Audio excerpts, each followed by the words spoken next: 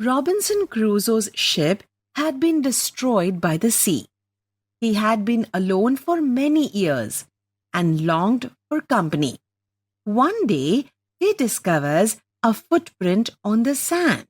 One day, when I was going towards my boat, I was surprised to see the footprint of a man on the sand. I stood amazed. I listened. I looked around me. I could neither hear nor see anything. I went up higher to look down. I went up the shore and down the shore, but it was no good. I could find no other footprint but that one. I went to it again to see if there were many more footprints and to tell if it had been my imagination. But I was not mistaken, for there was exactly the print of a foot, toes, heel, every part of a foot. I could not imagine how it came there. I stayed a long time thinking, but became more and more confused.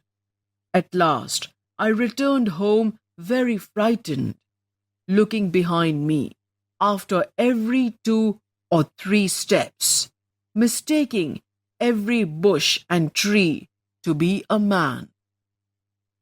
When I came to my cave, which I called my castle, I ran inside it as if I was being chased. I do not remember whether I used the ladder or went in by the hole in the rock, which I called the door. I ran for cover, faster than any animal could run. I did not sleep that night. The more I thought about what I had seen, the more afraid I became. I thought it could be one of the savages of the mainland who had wandered out to the sea in a small boat. Luckily, I was not on shore at that time. But what if he had seen my boat?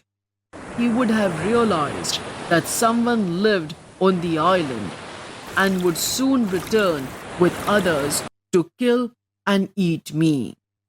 And so I lay fearful for many days and prayed for protection. In doing so, I was much comforted and began going out to investigate. But even now, as I went forward, I looked behind me frequently because I was still very frightened. However, as I went about for 2 or 3 days and saw nothing, I became a little bolder. I decided to go down to the shore again and examine the footprint once more. I decided to measure it with my own footmark.